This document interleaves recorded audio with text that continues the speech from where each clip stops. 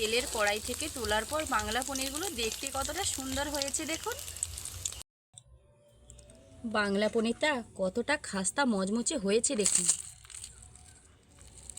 ভেতরটাই পনির থাকার জন্য নরম, ওপরটা খুবই ক্রিস্পি। নমস্কার বন্ধুরা, আমি রেবজেনি, আপনাদের চ্যানেল রেবজেনি রান্নাঘরের ভিলেজ ফুডে আপনাদের সবাইকেই স্বাগত জানাই। আজকের রেসিপি বাংলা পনির। এই বাংলা পনির এতটাই টেস্টি এবং ক্রিস্পি, ভীষণ মুখরোচক একটা খাবার।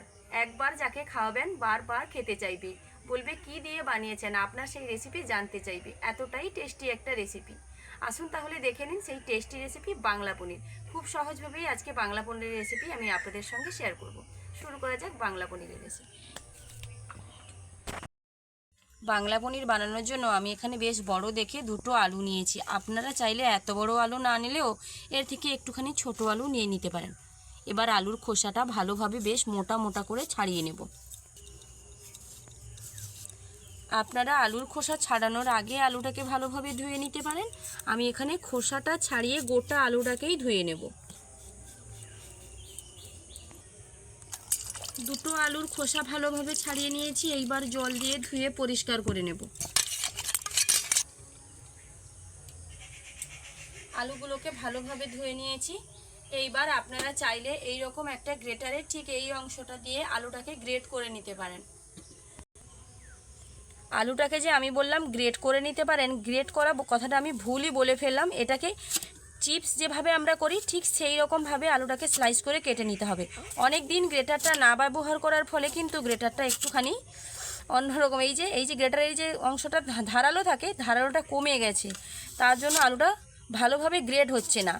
আমি কিন্তু গ্রেটারে গ্রেট করব না, আমি বঁটিতে হাতেই ভালোভাবে করে নেব। আপনারা যারা গ্রেটারে এরকমভাবে চিপসের জন্য আলু কাটতে অভ্যস্ত, তারা কিন্তু এই গ্রেটারে আলুটাকে ঠিক এই রকম অংশটা ধরে এরকমভাবে কিন্তু চিপসের মতন করে আলুটাকে কেটে নেবেন। একদম পাতলা করে, ঠিক যেরকমভাবে আলুর চিপস আমরা বাড়িতে বানাই না, ঠিক সেই রকম পাতলা করে বঁটিতে আমি কিন্তু কেটে নিচ্ছি। দেখুন, আমরা কিন্তু বেশি বঁটিটাই ব্যবহার করি, তার জন্য বঁটিতে করতে কিন্তু সুবিধা হচ্ছে। আপনাদের যেটা সুবিধা মনে হবে সেটাতেই কিন্তু আলুটাকে ঠিক এরকমভাবে কেটে নেবেন। বাংলা পনির বানানোর জন্য আলুটাকে ঠিক এরকমভাবে স্লাইস করে কেটে নিয়েছি। দেখুন, ঠিক এরকম কিন্তু আলুটাকে কাটতে হবে। এবার উনুন ধরিয়ে নিয়েছি, কড়াইটা বসিয়ে দেব। কড়াইতে কিছুটা জল দিয়ে দেব। জলটাকে ভালোভাবে ফুটিয়ে গরম করে নেব। আজকের রেসিপির নাম যেহেতু বাংলা পনির, মূলত পনির তো লাগবেই। আমি এখানে কিছুটা পনির নিয়েছি, সেটাকে কীরকমভাবে কাটতে হবে এই বাংলা পনিরের জন্য সেটা আমি আপনাদের দেখিয়ে দিচ্ছি। ভালোভাবে লক্ষ্য করে দেখে নিন, যাতে আপনাদের বাড়িতে বানাতে কোনো রকমভাবে অসুবিধা না হয়। খুব সহজে আপনারা বাড়িতে এটা বানিয়ে ফেলতে পারবেন। আমি এখানে 300 গ্রাম পনির নিয়েছি। পনিরটাকে ঠিক এরকমভাবে কেটে নিতে হবে। পনিরটা খেয়াল করে কাটবেন যাতে পনিরটা একটু চৌকো শেপ আসে। পনিরটাকে 3 ভাগে কেটে নিচ্ছি, দেখুন লম্বা করে। এইবার এদিক দিয়ে চৌকো চৌকো করে কেটে নেব। এরকম কাটলেই কিন্তু একটা চৌকো শেপ চলে আসবে।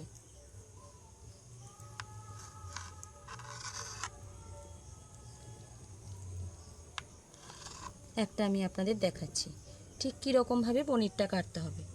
দেখুন ভালোভাবে লক্ষ্য করে, ঠিক এরকমভাবেই কিন্তু পনিরটা কেটে নিতে হবে। পনিরটা কাটা শেষ হতে না হতে এদিকে জলটা ভালোভাবে গরম হয়ে গেছে, আর জলটা বেশ সুন্দর গরম হয়েছে। খুব বেশি ফুটে ওঠেনি, কিন্তু ফুটে উঠবে ঠিক সেই রকমভাবে জলটা গরম হয়েছে। এবার কড়াইটাকে উনুন থেকে নিচে নামিয়ে দেব। জলটা ঠিক কীরকম গরম হয়েছে নিশ্চয়ই আশা করি আপনারা বুঝেছেন। কড়াইটা নিচে নামিয়ে দিলাম। এইবার স্লাইস করে কেটে রাখা আলুটাকে গরম জলের মধ্যে 2 মিনিট মতো রেখে দেব।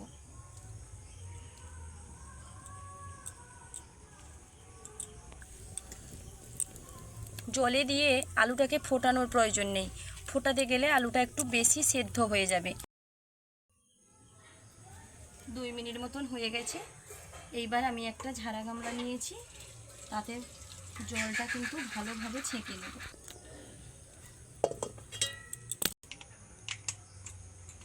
সারা গামলাটার মধ্যে ভালোভাবে জলটা ঝরে গেছে, তবে হ্যাঁ আলুর গায়ে এক্সট্রা জল অনেক লেগে আছে। সেই এক্সট্রা জলটাকে মোছার জন্য আমি এখানে একটা গামছা পেতে দিয়েছি। গামছাটা আগে থেকে ধুয়ে নিয়েছি। সেই গামছাটার মধ্যে আলুগুলোকে একটা একটা করে মেলে দেবো, একদম একটা একটা করে, কেউ যেন কারুর ওপরে না থাকে। একটা একটা করে আলুগুলোকে মেলে দিচ্ছি। আলুগুলোকে ভালোভাবে মেলে দিয়েছি, আর এমন একটা জায়গায় মেলেছি দেখুন আমার আলুগুলোতে না রোদ্দুর পাচ্ছে। আলুগুলোকে এদিক ওদিক কিন্তু একটুখানি করে না আলু থেকে যে এক্সট্রা জল আছে সেটাকে মুছে ফেলতে হবে। তবে হ্যাঁ আপনাদের হাতে যদি সময় থাকে এরকম মেলে কিন্তু আপনারা জলটাকে মুছে নিতে পারেন। এরকম একটুখানি মেলে রাখলে একাই বাতাসে গায়ের এক্সট্রা জলগুলো কিন্তু চলে যাবে। আপনারা চাইলে এদিকে যে গামছাটা ফাঁকা আছে ওই গামছাটাকে ঠিক এই রকমভাবে করে কিন্তু হাত দিয়ে এরকমভাবে আলুর গায়ের এক্সট্রা জলগুলো মুছে নিতে পারেন। এরকম করলে কিন্তু একদম অল্প সময়ের মধ্যে সহজেই আলুর গায়ের জলগুলো মুছে যাবে। আলুর গায়ের জলটা শুকনো হতে হতে এদিকে আমি একটা মিশ্রণ মাখিয়ে নেব। আমি এখানে কর্নফ্লাওয়ার নিয়েছি কিছুটা, এখানে নিয়েছি কিছুটা ময়দা। ময়দাটা কিন্তু কর্নফ্লাওয়ারের পরিমাণের তুলনায় অনেকটাই কম নিতে হবে। এবার নিয়েছি জিরা গুঁড়ো, নিয়েছি কাশ্মীরি লঙ্কার গুঁড়ো। আপনারা চাইলে এখানে লাল লঙ্কার গুঁড়োটাও ব্যবহার করতে পারেন।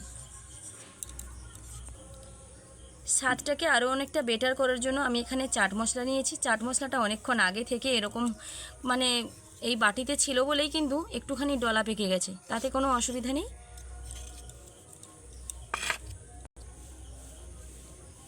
এইবার এই শুকনো উপকরণগুলোকে মাখিয়ে নেব।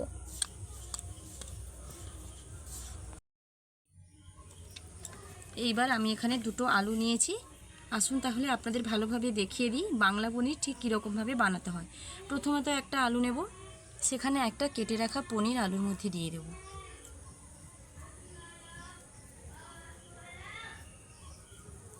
এই রকমভাবে আলুটাকে পনিরটাকে আলুর ভেতরে দিয়ে ঠিক এরকম করতে হবে। দেখুন আমি এখানে টুথপিক নিয়েছি, টুথপিকটা মাঝ বরাবর দিয়ে দেব।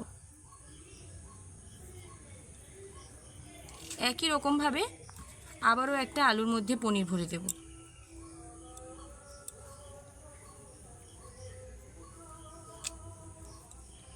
একটা পনিরটা একটু এদিক ওদিক হয়ে যাচ্ছে।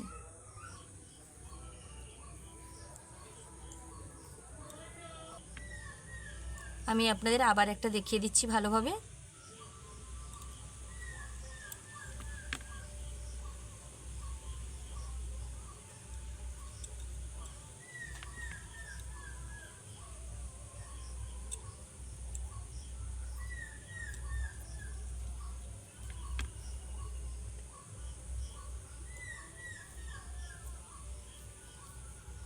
একেই বলা হয় বাংলা পনির। আর এগুলো রেডি করার পর দেখতে কীরকম হয়েছে দেখুন। একে একে সবগুলো বাংলা পনির এরকমভাবে গড়ে নেব। বেশ অনেকগুলো বাংলা পনির আমি রেডি করে নিয়েছি দেখুন। এইবার এগুলোকে এই শুকনো উপকরণ যেটা আমি করেছিলাম, শুকনো একটা মিশ্রণ করেছিলাম, এর মধ্যে কিন্তু কোট করে নেব। হালকা হালকা ভেজা ভাব কিন্তু রয়েছে। আলুতে যতই এক্সট্রা জলটা মুছে নিই না কেন পনিরের মধ্যে একটা ভেজা ভাব রয়েছে। এরকমভাবে কোট করে নিতে হবে। প্রত্যেকটা পনির বাংলা পনির এরকমভাবে কোট করে রেখে দেব।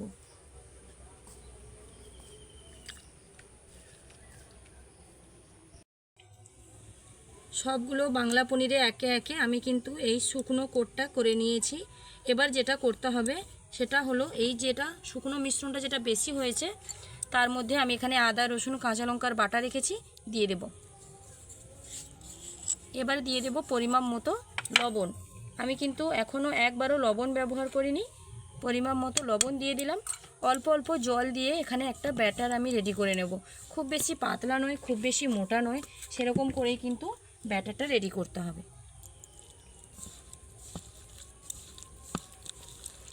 ব্যাটারটা যদি কম মনে হয় হালকা করে একটুখানি ময়দার গুঁড়ি আর একটুখানি কর্নফ্লাওয়ার দিতে পারেন। কোনো একটা উপকরণ খুব বেশি করে দিতে যাবেন না।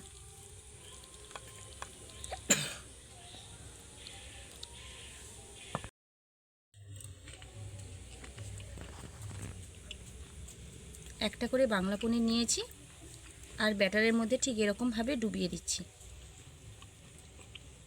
একটুখানি ধরে রাখতে হবে এদিক ওদিক করে। তেলটা এদিকে খুব ভালোভাবে গরম করে নিয়েছি। একবারে হাই আঁচ নয়, একবারে লো আঁচ নয়, সেরকম গরম করতে হবে। একে একে বেশ কয়েকটা একই রকমভাবে কিন্তু কড়াইতে দিয়ে দেবো। বেশ খানিকটা তেল দিয়েছি, অনেকগুলো একসঙ্গে ভাজা হয়ে যাবে।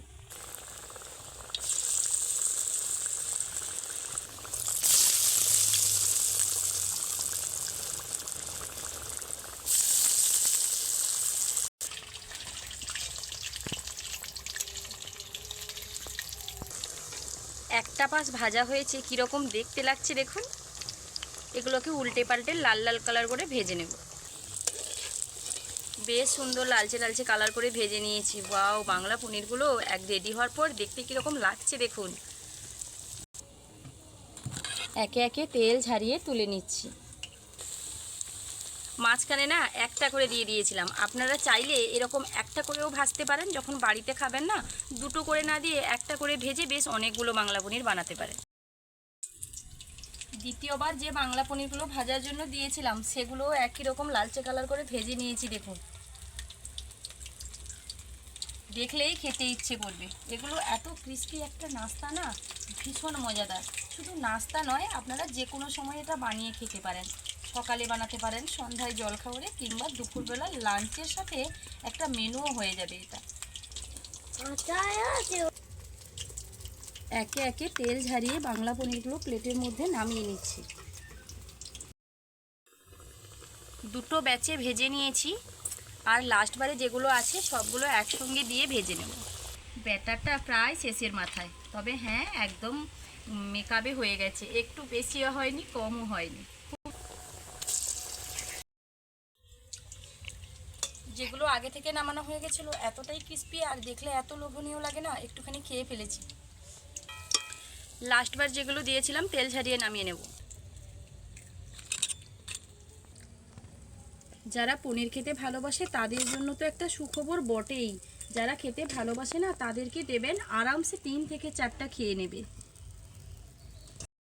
সবগুলো ভাজা কমপ্লিট হয়ে গেছে, তার মাঝখানে বাবু একটা খেয়ে নিয়েছে, আমিও একটা খেয়ে নিয়েছি। আর বাংলা পনিরগুলো ভাজার পর দেখতে কি সুন্দর লাগছে, দেখে নিশ্চয়ই আপনারা বুঝেছেন। আর এই পনিরগুলো কতটা মচমচে হয়, এই দেখুন, প্রত্যেকটাই কিন্তু ভীষণ মচমচে। আর ভেতরটাতে পনির থাকার জন্য খুবই নরম দেখুন। বাবু একটা খেয়েছে, তাতে মন ভরেনি, আরও একটা খেতে চাইছে না। তাহলে বন্ধুরা, আমার এই বাংলা পনিরের রেসিপি আপনাদের কীরকম লাগলো লাইক কমেন্ট ও শেয়ার করে জানাতে ভুলবেন না। যদি ভালো লেগে থাকে আমার চ্যানেলটি সাবস্ক্রাইব করে আমার পাশে থাকবেন। দেখা হচ্ছে আবার নতুন কোনো রেসিপি নিয়ে। ততক্ষণ সুস্থ থাকুন, ভালো থাকুন। বাড়িতে একবার হলেও এরকম বাংলা পনির বানিয়ে খাবেন। আমি তো বলে দিলাম যে ভীষণ ভালো, ভীষণ সুন্দর। তবে হ্যাঁ, আমার কথা কেন আপনারা বিশ্বাস করবেন? বাড়িতে একবার বানিয়ে খেয়ে বিশ্বাস করে তবেই আমাকে কমেন্ট করে জানাবেন। এখানেই ভিডিওটা শেষ করছি। টাটা।